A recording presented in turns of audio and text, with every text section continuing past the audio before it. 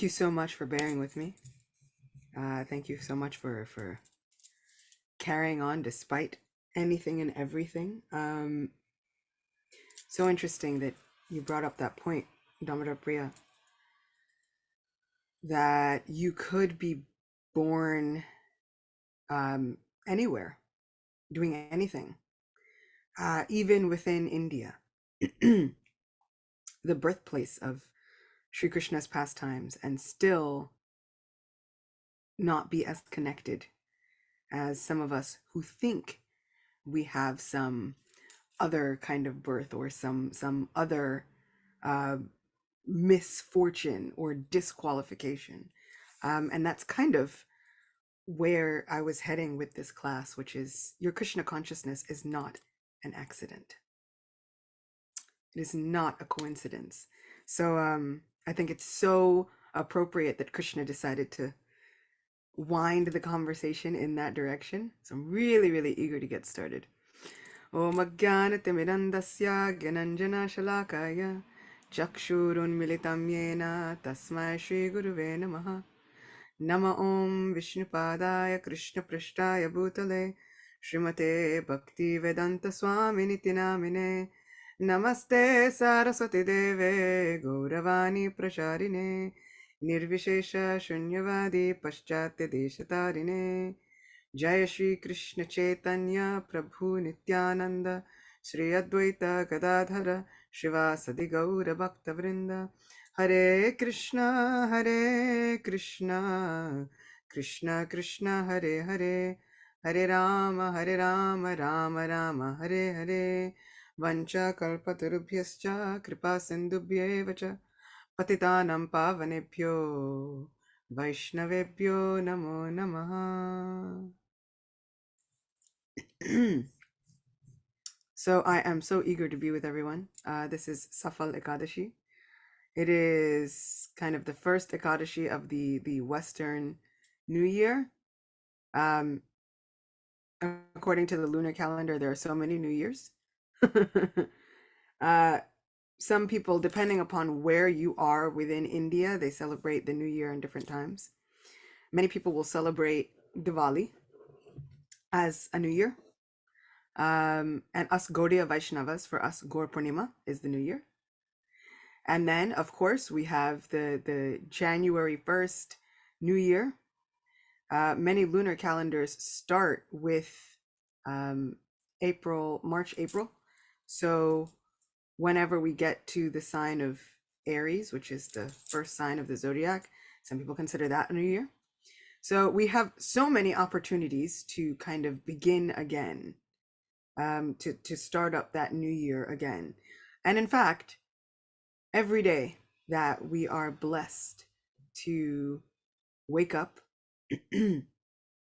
sometimes we think blessed or cursed, depending upon what our situation in life is. But every day that we are given a new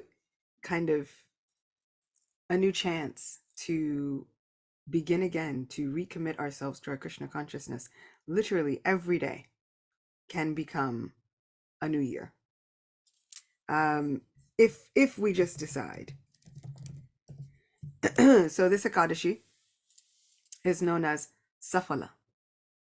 And I was just kind of speaking to a few friends of mine because we were in a Kirtan festival for the new year. And I was saying, do you know what the opposite of Safal is? The opposite of Safal is Bifal, as in Hari Hari Bifale. So Safal means that we have succeeded. It is a success. It is the greatest attainment. Bifal is the opposite. It is a failure, a gross failure, which is exactly what Narottam Das Thakur is describing. Somehow or other, because I have not sincerely taken to worshiping Radha Krishna, my life is a failure. I have knowingly drunken poison. It is like looking at the poison, knowing it's horrible, knowing this is not good for us, and doing it anyway. Horribly addicted to doing the wrong thing for ourselves.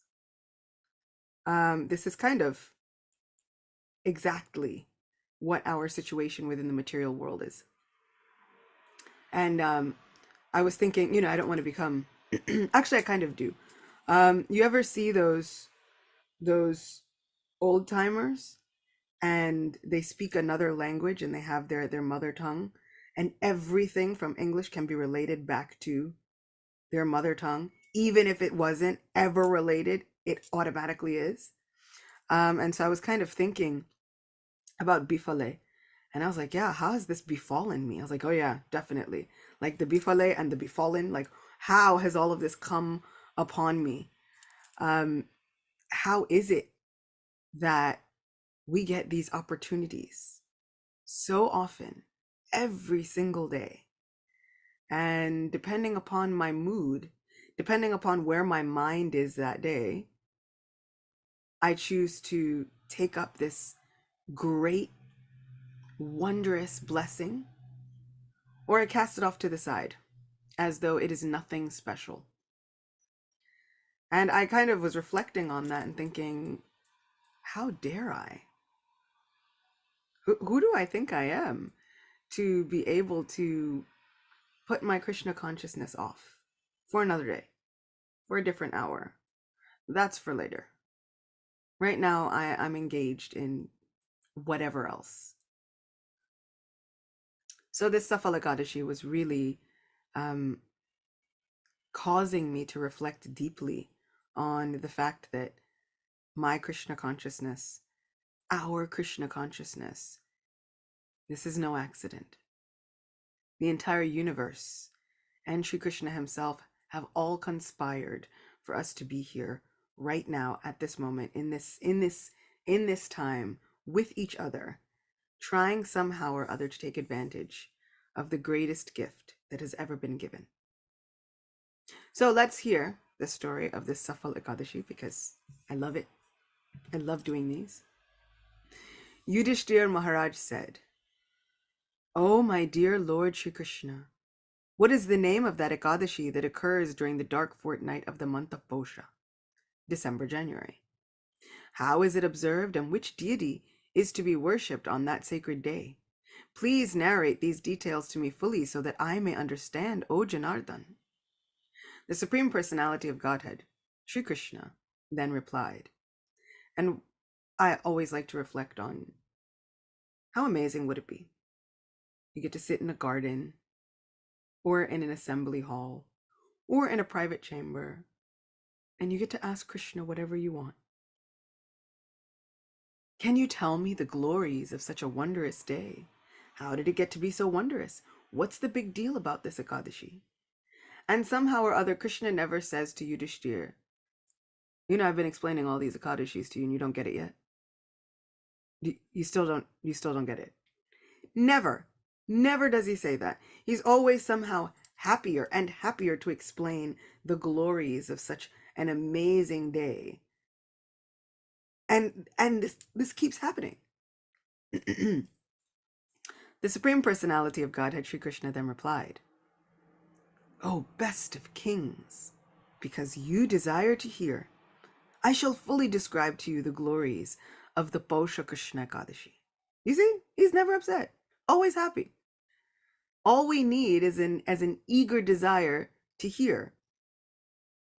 I do not become as pleased by sacrifice or charity as I do by my devotees' observance of a full fast on Ekadashi.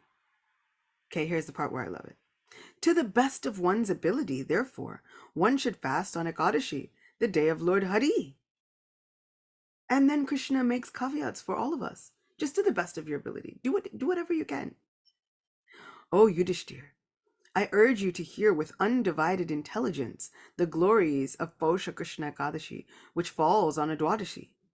As I explained previously, one should not differentiate among the many Ekadashis. O king, to benefit humanity at large, I shall now describe to you the process of observing Posha Krishna Ekadashi. Posha Krishna Ekadashi is also known as Safala Ekadashi. On this sacred day, one should worship Lord Narayan, for he is its ruling deity. One should do so by following the previously described method of fasting. Just as among snakes, Sheshanag, Anantadev is the best. And among birds, Garuda is the best. Among sacrifices, the Ashvamedha Yagya is the best. Among rivers, Mother Ganges is the best. Among gods, Lord Vishnu is the best. And among two-legged beings, the Brahmanas are the best. So among all fasting days, Ekadashi is by far the best.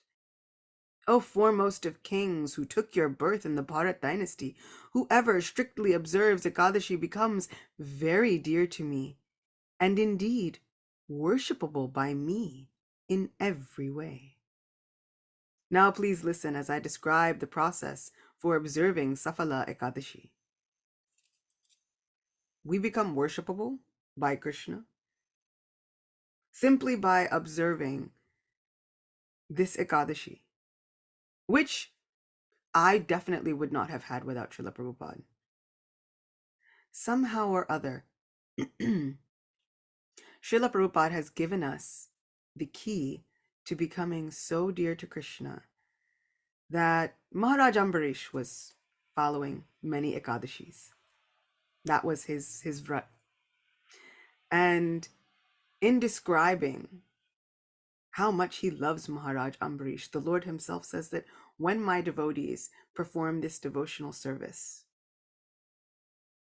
I become so endeared toward them. I love them so much that I follow them like a shadow. Srila Prabhupada has given us the key to making God obsessed with us. Usually we are very much focused on how we can become obsessed with God. And somehow or other, in the meantime of us just trying our best, doing whatever little we can do, we make God obsessed with us. I tend to forget that point, that this obsession is reciprocal. This love is such a two-way street. Krishna goes running after us like a shadow.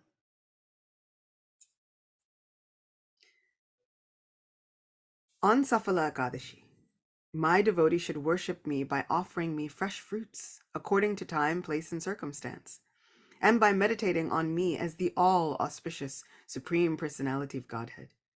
He should offer me jambira fruit, pomegranate, betel nuts and leaves, coconut, guava, varieties of nuts, cloves, mangoes, and different kinds of aromatic spices. He should also offer me incense and bright ghee lamps, for such an offering of lamps on Safala Ekadashi is especially glorious.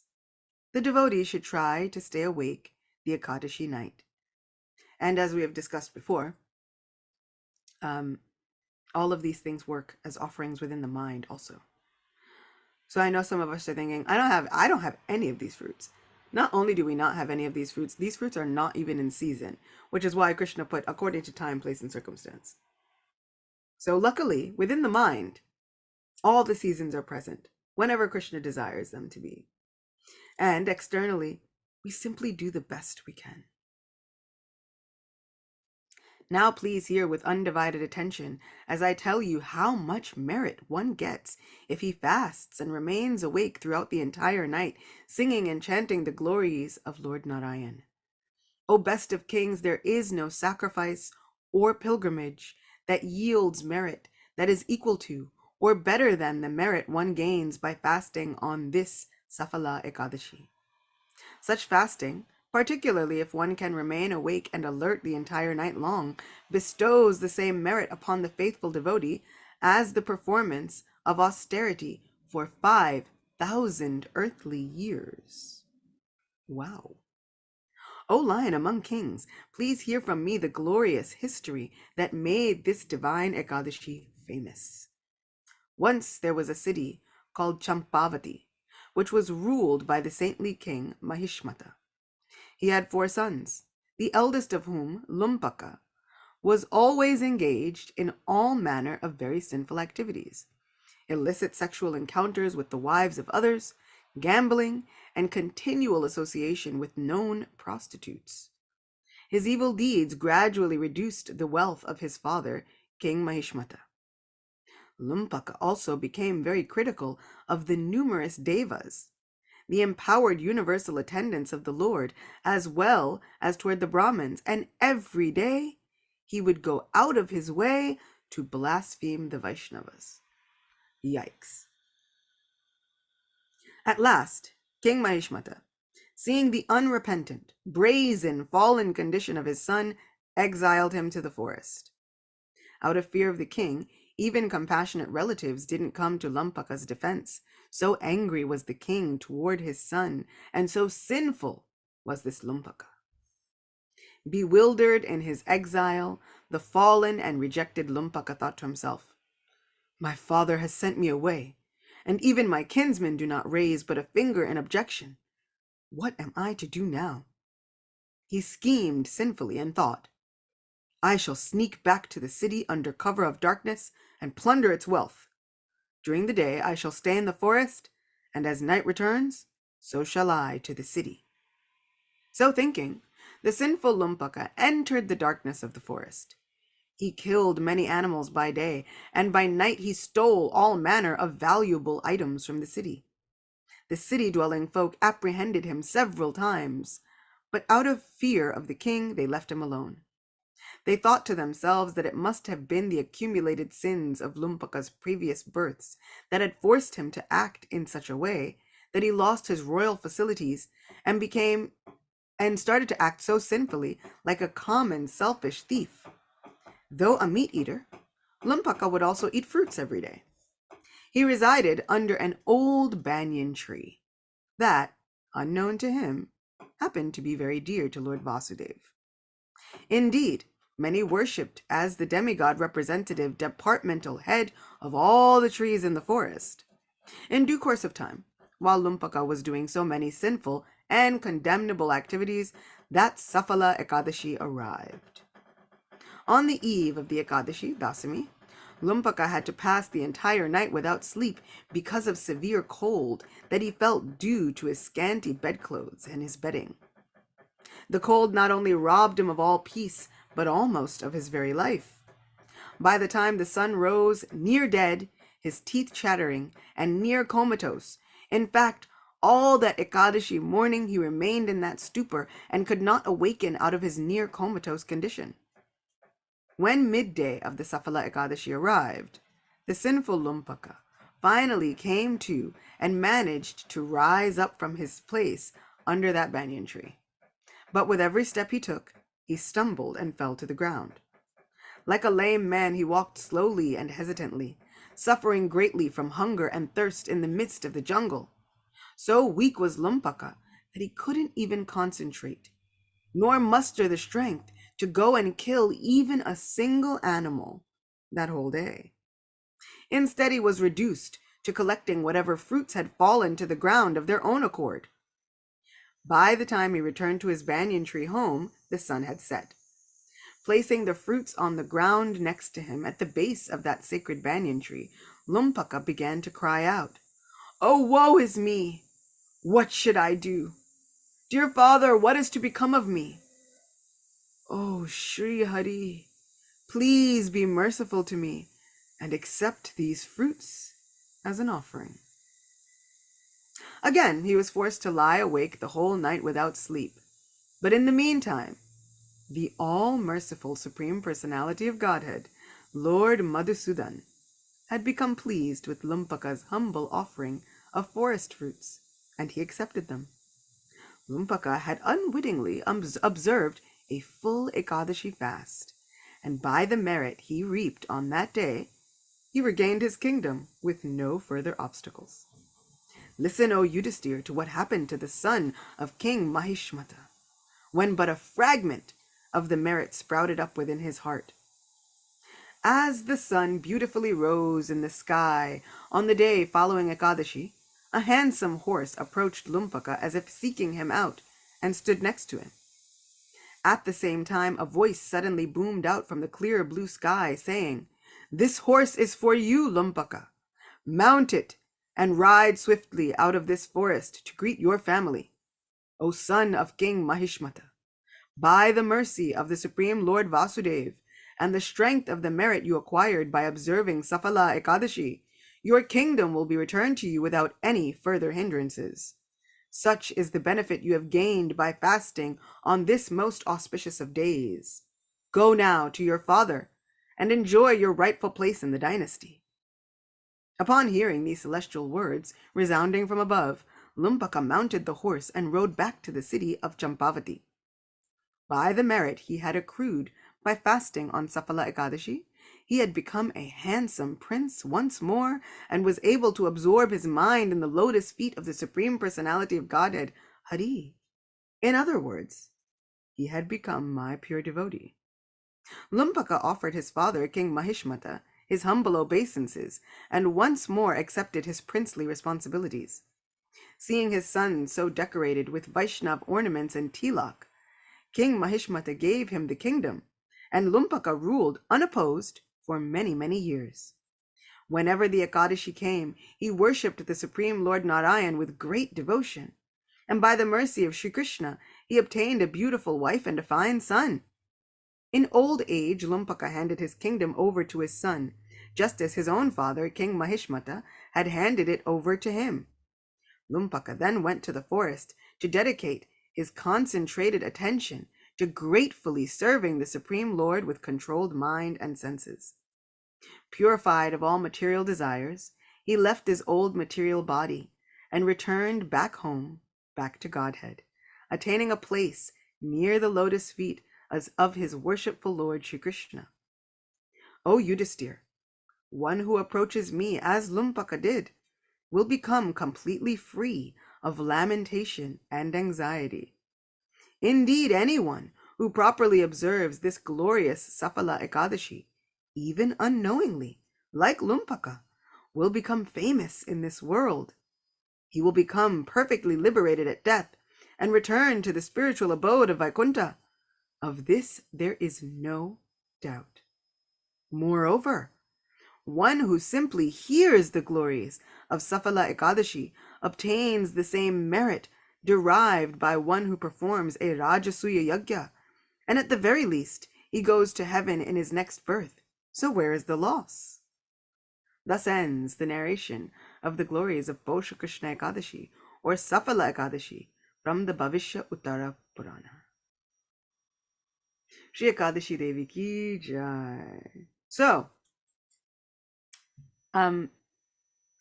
is it an accident that this Lumpaka, who had done all kinds of sinful activities, happened to make his home under a banyan tree that was very sacred to Lord Krishna?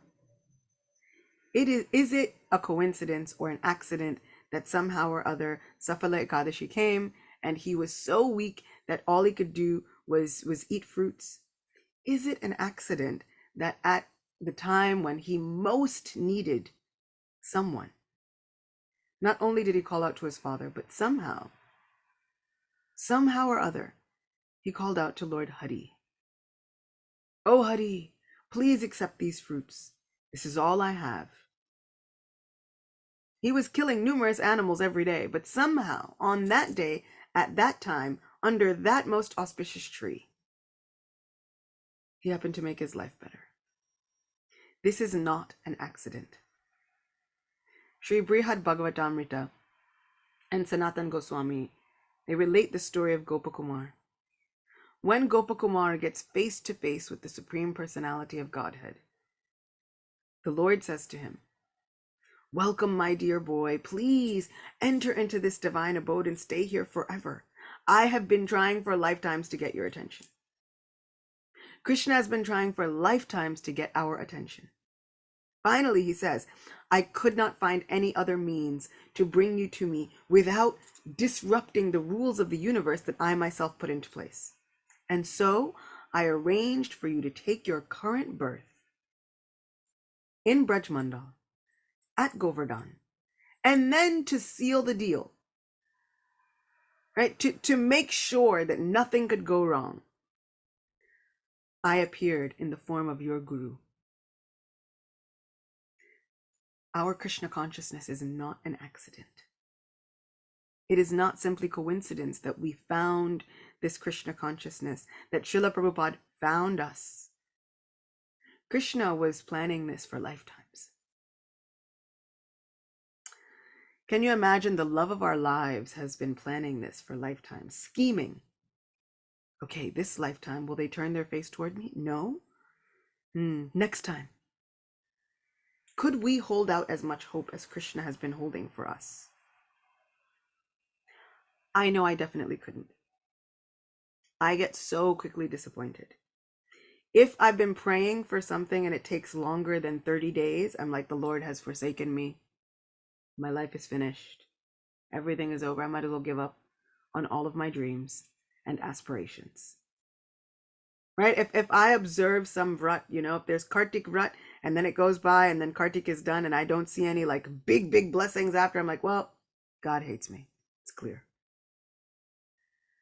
And just recently, yesterday, in fact, I was talking to Nandi, and my daughter was asking, what is Lord Brahma's day like? I said, well, Lord Brahma's day is long compared to us. And during the day, it's like there's 14 yuga cycles. So 14 Indras come and go. And I said, and in just one day of Brahma, at one magical time, Dwapar Yuga, which is usually the second yuga, switches with Treta Yuga, which is usually the third yuga. Treta Yuga becomes the second, Dwapar Yuga becomes the third. And mystically, in one day of Brahma, Sri Krishna, in his original form, makes his advent. And it is only in that one particular yuga cycle that right after that Dwapar Yuga comes a most fortunate Kali Yuga, where Sri Gauranga Mahaprabhu makes his appearance. And she said, so I was born in the best Kali Yuga? I said, yeah, we all were. Because in other Kali Yugas, there's no Mahaprabhu. Can you imagine? Somehow or other, the chanting of the holy name is still the Yuga Dharma. But what if we didn't have Mahaprabhu? What if I didn't have my Nitai, who I am so attached to? We think this is an accident? We have the most fortunate birth in the most fortunate time. Yes, there's a million reasons to say that this Kali Yuga is an ocean of faults, but Srimad Bhagavatam says, while it is an ocean of faults, this Kali Yuga is the most important. It is the best because Sri Chaitanya Mahaprabhu has come and has given us the holy name, is literally chasing us down. Sri Krishna has been working his magic for lifetimes. Imagine how many Kali Yugas we've passed through. So that Krishna says, no, bring them to this one. Krishna has arranged for us to take our current birth in this place at this time under the shelter of Srila Prabhupada. There is nothing about us that can be said to be unfortunate. This is not an accident. This is Krishna's scheming tendency. He is tricky, so crooked, so clever. He has so many like loopholes and roundabouts, This is my Krishna, who says, okay, fine. If you can't do anything else, fine. I will arrange for you to take your current birth. And then I will send my most beloved Srila Prabhupada. I will send countless Vaishnavas to come and rescue you. I will send Ekadashi after Ekadashi after Ekadashi to come and rescue you. Simply knowing about these Ekadashis changes our lives. I don't think we understand how difficult it is to perform a Rajasuya Yagya. It took Yudhishthira years of preparation and Krishna's direct guidance. And then it took Krishna being there personally for him to properly observe and complete this Rajasuya Yagya. They needed mountains of gold. This was not something that was easily done. And now, one who simply hears the glories of Safala Ekadashi obtains the same merit derived by one who performs a Rajasuya Yagya? We don't even have to observe the Ekadashi. We simply hear about its glories and have some desire within the heart. And Sri Krishna says that's enough. I will give you merit based on that. It is like we are taking the best exam ever, and the teacher is constantly looking for ways to give us half credit, partial credit, this credit, that credit, whatever it is. I once had a chemistry teacher when I was in high school, and I am now realizing just how young this chemistry teacher was, because he was 28. And that always kind of struck me, and I was always kind of like amazed at how is this really?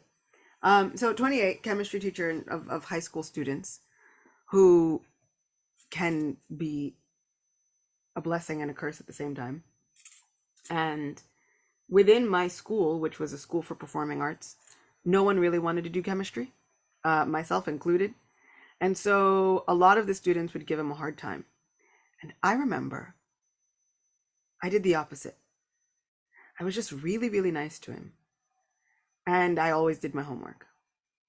And somehow or other, he always gave me really high marks in chemistry. And if anybody knows me, I am not good at science. Vedic science is different. Like spiritual science, all the way there. Material science, I have no idea what's going on. And I remember at the end of the year, we had to take a big Regents exam, which is like state exams on steroids. And everybody was in anxiety. And I was studying for like 8 hours a day, just trying somehow or other to get this information to stick in my brain. And that year, the Regents exam for the whole state was so difficult for chemistry that it was on the news. They were having all kinds of schools retake them, and they were making the test easier because they realized they'd made it too difficult. And within my school, 3 people passed. I was one of them. And I remember going to my teacher and asking him, and I was like,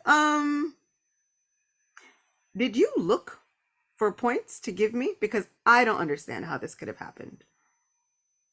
And I remember he looked and he just smiled and he's like, just accept it. And I said, you're right. I ask no more questions. Got it. No problem. This is what Krishna is doing for our entire lives. Sometimes I look at Krishna and I'm like, I know I didn't deserve this. And I know there is no way that I could have studied enough, done enough, acquired enough merit. Are you just like looking for reasons to bless me? And I feel like, just like that teacher, Krishna is even more reciprocal. If we are nice, if we are kind, and if we simply do our homework, Krishna reciprocates 10 million fold. He will go out of his way looking for ways to bless us, giving us countless Ekadashis. So this Krishna consciousness is not an accident. We see, Damodar Priya was reminding us, we could be anywhere. We could come from the birthplace of Bhagavad Gita and still not know anything about Bhagavad Gita. And because Gita Jayanti had just passed, I've been reading Bhagavad Gita so much and really trying to reflect on Bhagavad Gita and how amazing it is that even at the end of Bhagavad Gita, Krishna asks Arjuna, have your doubts been dispelled? Now deliberate and do what you think is best. Of course, Krishna is urging Arjuna to do what Krishna thinks is best for him. But the implied meaning of are your doubts dispelled is, if not, I'll sit here all day. We could talk about this all day. I have nothing better to do. The controller of time itself sits beside us every day. He says, I have nothing better to do than to sit with you, answer your questions. Just as Yudhishthir was asking Krishna questions, we can do that every day.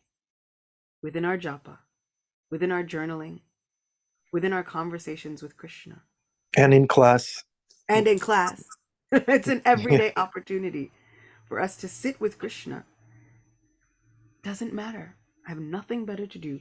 You can sit and Krishna will explain and explain again the glories of these wonderful auspicious days. Our Krishna consciousness is not an accident. It is Krishna's scheme to draw us closer toward him. Thank you, So Acyuta much. Gopi. Let's open it for Q&A. Let's break it open. I see so many questions are being wanted to be asked. Bhima Prabhu particularly, he's so relieved that he's so consoled to know that he doesn't have to perform horse sacrifice. He can just tune into class and listen about the glories of the Ekadashi while shoveling snow. I'm the one who's being sacrificed. I'm out here alone. I have a family and I'm out here alone. And they seem to think that making hot cocoa on a Odyssey is good enough to make up for this. So, anyways, wonderful class. I just was going to say something short about is Krishna with me out here in the snow? And it's funny because listening to class and working, I get done my work in the morning, which is always something on a farm. And if I'm listening to class, my work finishes, and then I go inside the house to the warmth, which is always much more gratefully accepted. The comforts of life after you perform an austerity, but I don't remember doing the work. I don't remember doing the work. All I remember is being involved in the class, listening to the class, listening to Acyuta Gopi cheat on her exams.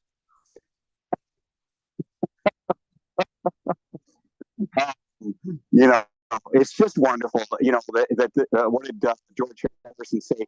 The proof of the pudding is in the tasting, right? So if you can be out and it's 23 degrees here, there's a foot of snow on the ground. I'm all alone in getting rid of it, and I've got a 100-yard driveway, and yet I'm just really happy. I got a phone in my hand and devotees on the other end in my ears. After this class is over, which always makes my heart sink when Ananda Bihari goes, okay, have a good day, Krishna be with you, and then it signs off and my heart actually sinks. It actually physically sinks, and then I go scrambling nectar drops or Prabhupada lectures, and then I try to go deep inside myself. The only place that's warm is deep inside me, and I just absorb myself or allow myself. It's nothing that I do, but I allow myself to become absorbed by Krishna Katana, or Prabhupada or Acyuta Gopi talking about Krishna. And the work just goes so easy. It goes by and I don't even feel it or remember it. It becomes a blessed thing. So thank you to all of you. Hare Krishna. Thank you, Bhima. Yeah, Krishna is on our side and things should be easy. We just should align our will with Krishna's desire, or our desire with his will, rather. Yeah. Which is amazing, as Bhima Prabhu was saying, when we have simply the desire to absorb ourselves in Krishna, the austerity all of a sudden doesn't even feel like austerity. It becomes so easy to, whatever you do, whatever you eat, whatever you offer or give away, whatever austerities you perform, do that, O son of Kunti, as an offering unto me. Bhima Prabhu is giving us the practical live application as we see him scraping vehicles. Literally, live practical application of this verse. Whatever austerities you perform, somehow or other, just do that as an offering unto me. And then Krishna elaborates, if you can't become fully absorbed, then just work for me. Just do whatever you're doing Keep me in mind. And that entices Krishna to reciprocate in the best of ways. As all surrender unto me, I reward them accordingly. But that bhajamyaham, right? This bhajami, once again, I've said, is like worshipable. Just like Krishna says in this Ekadashi lecture, they become worshipable by me. As my devotees worship me, I also worship my devotees. Incredible. Yeah, thank you, Acyuta Gopi. Thank you. Okay, darshan time, Adipurusha Prabhu. Turn the camera. Thank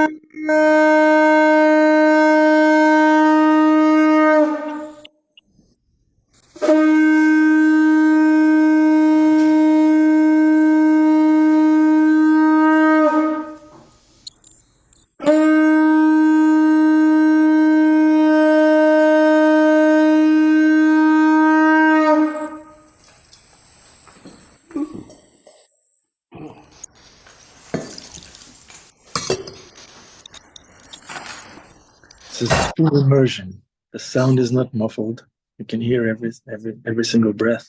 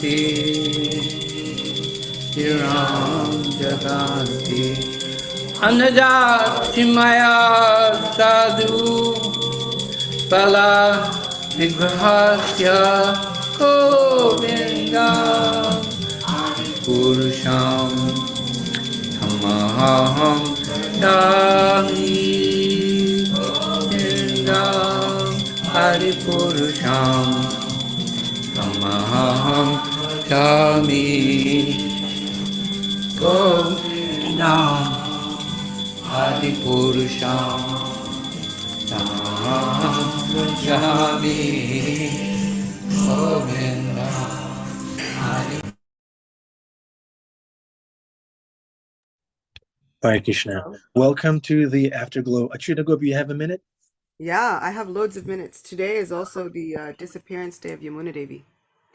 So I urge you all, today especially, listen to those Govindam prayers and say a prayer for our dear Yamuna Devi. I mean, for a Vaishnavi like that, I don't think she needs it, but it is always so beautiful for us. It's a blessing for us to remember and reflect on such kind and wonderful Vaishnavas. Do you have a pastime of her that in particular that you would like to share with us? Oh man. If anybody has read her book, which I highly, highly, highly recommend, changes your life. One of the things that Srila Prabhupada stressed was he wanted everyone to teach, as he's given us this Krishna consciousness. He says if you don't also give it, it makes us greedy.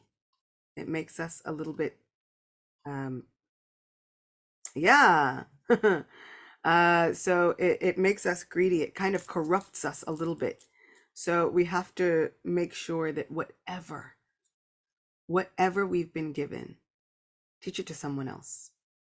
Even if it's like a puppy, or a horse in Bhima Prabhu's case, like however you can, teach this Krishna consciousness to someone else. Read to them something about Krishna. Just shout about our good fortune.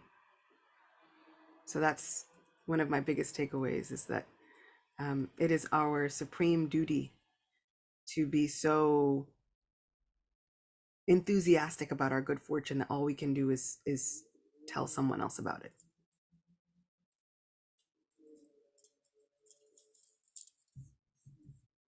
Sure, Bhima Prabhu.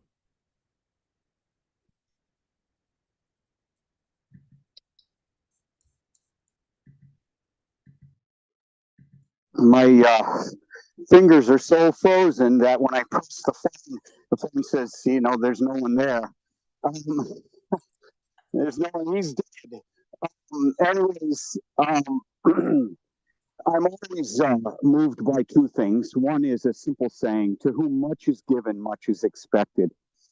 And for someone like myself, who's very much out in the material world and who had many years struggling in the material world,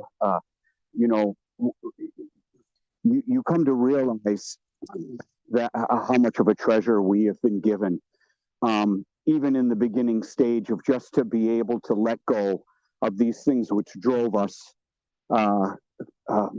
drove us insane. Talk about immersion, I mean, Maya has her own ways of absorbing us, and until you escape or clear yourself from that immersion in Maya's, in the desires for this world, up and until you escape, you don't realize how crazy it all is, how utterly insane it all is. And so when we have the blessings of being amongst devotees like yourself, Acyuta, Gopi, Adi Purush, Ananda Bihari, people who are wholeheartedly engaged in disseminating, in handing out this treasure of Krishna consciousness, when you are engaged, as you said, Acyuta, Gopi, in sharing this, Krishna, when you give your cup for others to sip from, by virtue of our behavior and our love and our open-heartedness, when we give that cup, Krishna, as it says in the in the Psalms, says he fills our cup again, overfilling, spilleth over, our cup overfloweth. Our heart overflows. I have found, since I've been recently, within the past year or so, engaged in a very active preaching mission with Adi Purush and Ananda Bihari, that I have never been so happy in Krishna consciousness as when I've been given the responsibility, not directly, I'm not such a preacher, but I'm able to employ preachers, I'm able to engage preachers, I'm able to give facility, not I am, but through Krishna's grace, I'm able to be part of something that gives facility to preaching, to reaching out to those souls in New York, of all places. He's a right? shadow preacher. Yeah, I'm in the background where I belong. Ninja in the snow, a white ninja. Anyways, I don't want to ramble on here, but I'm just saying that that sweetness of Krishna's reciprocation when we find ourselves engaged in Prabhupada's ghosty and the preaching mission. Krishna reciprocates. Believable. It's like what you said, Acyuta Gopi. He blesses you, and then of course, if we make a decision, as we all have to, lay back and maybe not. We all are. I know that the times when I've made a decision not to show up because I had something better to do. That whole day, that whole night was a night of regret. That I could have been there. I could have done that type of thing. So that's my story, and I'm sticking to it. Hare Krishna. Yeah, I mean, one of the last words in Bhagavad Gita is that Krishna is like proclaiming, he's almost yelling from the rooftops that there is no one more dear to me than one who preaches this message. There's absolutely no one more dear to me. So Srila Prabhupada has given us the formula and the practical application for how to become so dear to Krishna. All we have to do is just accept it. Like when your teacher gracefully finds points and right answers that I'm sure were not there on that exam. Krishna is yearning to find us giving the right answer. Just give a little bit of the right answer. I'll give you full marks, no problem. Thank you. Wonderful hope-giving class. Acyuta Gopi, as always, thank you so much for taking us deeper and deeper and deeper. With every Ekadashi class, we just go deeper and deeper in our understanding of the mercy, of the amount of mercy that is available for us. So all we need to do is just do our homework, like you said, and then reciprocation will be there, many-fold. A quick question, Acyuta Gopi. We're over time. So our bhakti is not a coincidence. Krishna has been carefully making arrangements for us to become happy by being a devotee. So how come he's not doing that for other people, apparently? Not everybody's a devotee. We are trying to be devotees, but that's not the case with everybody. I'm looking out the windows. I don't see any devotees in sight. So is that Krishna? Is it that Krishna is discriminating against them, or he's partial towards us? How does that work? Yeah, I think that there are two ways of looking at that. Bhagavad Gita, Shri Krishna says that sometimes he's seated as though neutral, depending upon the desires of the living entity. So sometimes their desire is what our desire was. And I hope that it's not anymore, which was, Krishna, I really want to do my own thing. And in order for me to do my own thing, you've got to take a step back. Because for me to do my own thing, I have to be in charge. But if you're here, then you're in charge.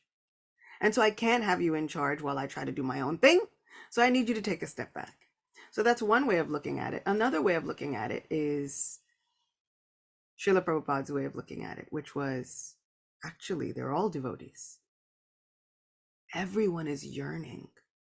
When we look out the window and we don't see any devotees, the fault is in our cloudy vision.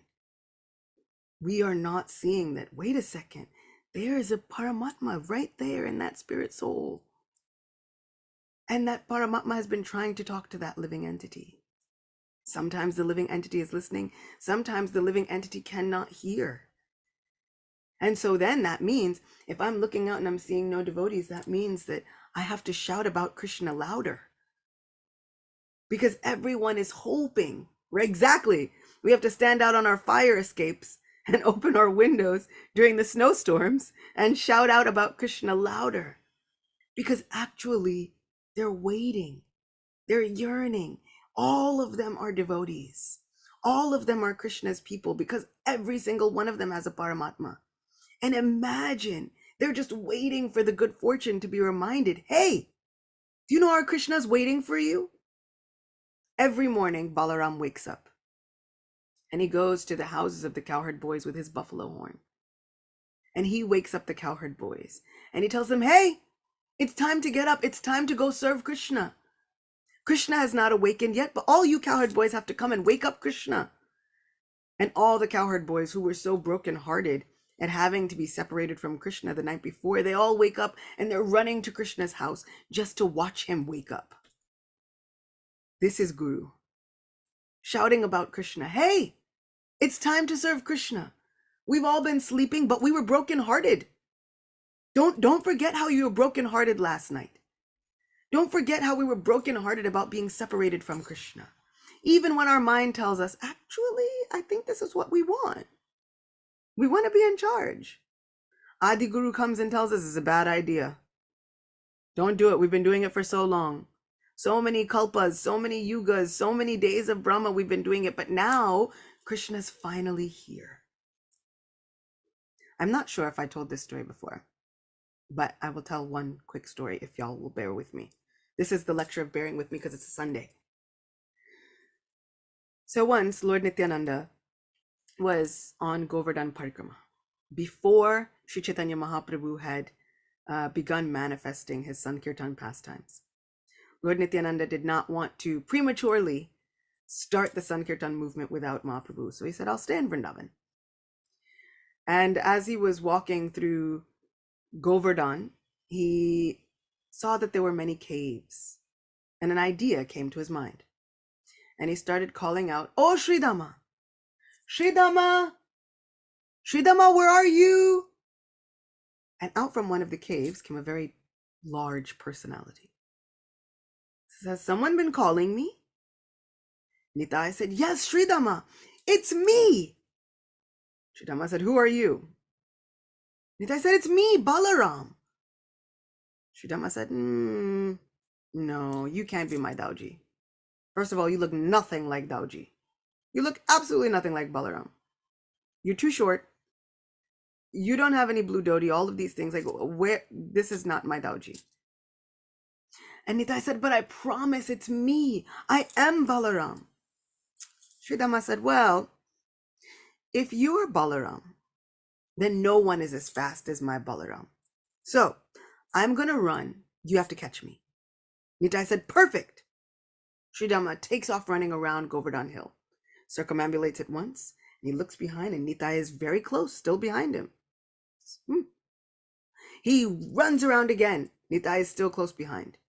Runs around a third time, and he looks. He says, anybody would get tired by now. Because Govardhan Parikrama walking is something. Now running, totally different. So 3 times he runs around. The 4th time he runs around halfway. He looks and Nitai is still right on his tail. He stops, he turns around and embraces him. He says, oh, how could I not have recognized you? You must be my Balaram. You must be Dauji. But what happened to your blue dhoti? And why are you so small? Nitai says, well, you were in this cave for quite some time. Dwapar Yuga has passed. Now it is Kali Yuga. It's the next Yuga. And so everyone's a little shorter. So I have a smaller form. He said, and my blue dhoti is here, there. You know, sometimes I wear it, sometimes I don't. But I want to tell you the best news. Krishna has come. Krishna is in Navadvip. He also looks a little bit different. But come with me. Come, take my hand and we can go see Krishna together. Sridhama thinks and he says, no, I think better that I go back into my cave and continue with my penance. Nitai says, why?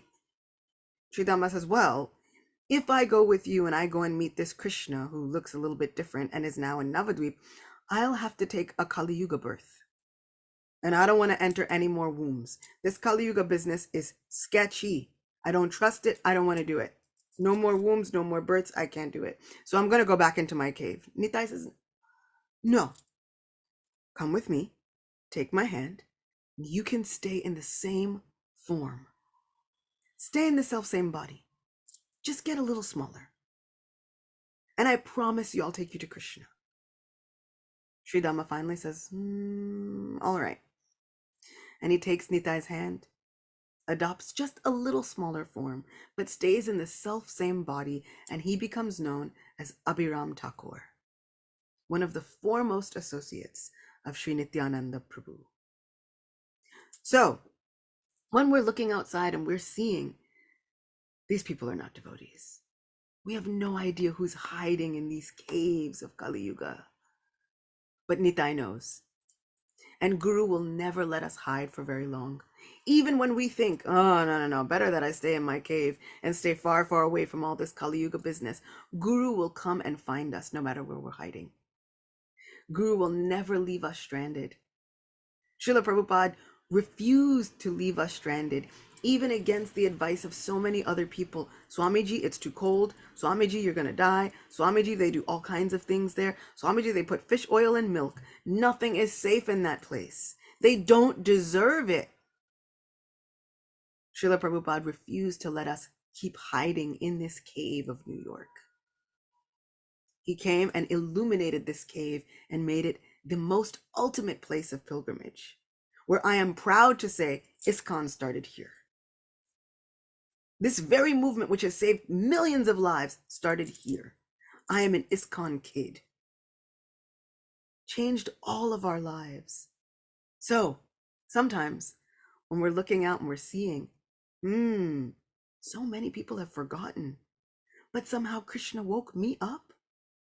My Guru illuminated my life with the torchlight of knowledge. Let me yell from the highest rooftops that about my good fortune and about all of our good fortunes. No matter who else yells back, because they might. And who knows what they're going to yell back. But it's okay. It's all good. They will somehow or other have heard about Krishna. And that spirit soul will never forget. We can change someone's life just by calling out about Krishna. I'm so glad I asked that question. So glad. I was reflecting, I was once one of those clueless people on the bus, but somebody took the time, blood, sweat, and tears to enlighten me. To at least tell me about Bhakti. So thank you, Acyuta Gopi, for reminding us of that vision that Srila Prabhupada had and taught us that everybody is worthy of Krishna's mercy. And we should be the agent. We should be the tool of that mercy. Thank you. Like Acyuta Gopi is a perfect tool. She's steady. She's even militant sometimes when it comes to Ekadashi. Yeah. Thank you, Acyuta Gopi. Wonderful class. Thanks everyone for participating, for sticking around, for bearing with us. We love you. Come again tomorrow. Srimad Bhagavatam never ends. Every day is it's a fresh start if you have to. No problem. I was in front of Radha Mulidhar just now, like all of us, and I was thinking, Krishna, I'm a mess, but I'm reaching out to you. That's one line from Giri Govardhan Prabhu. Krishna, I'm a mess, but I'm reaching out to you. Okay. Devotees, I'm a mess, but I'm attempting to serve you. Thank you for tolerating me. Acyuta Gopi, bowing down to you. Hare Krishna. Will we see you in person tonight at the Brooklyn Temple? Yeah. Jai. Weather permitting, I'm gonna run and do what they said to do on Ekadashi, which is joyfully chant and dance the glories of Shri Krishna. So yeah. Jai. Looking forward to it. Okay, Bhima Prabhu, you unmuted yourself.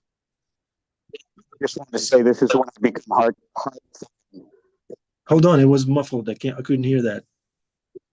I said this is the time where I become heart fallen. I couldn't hear that. I'm sorry. No, Bhima Prabhu. You're too excited. Yes. I'm not excited about the end of class, though. Yeah. Okay. All right. The part he hates the most. Okay. Hare Krishna, Hare Ram, Om Tat Sat, Hare Bol. Love you all. Have a good day. Hare Krishna. Thank you. Happy Ekadashi. Kiss your horse for us, Bhima Prabhu.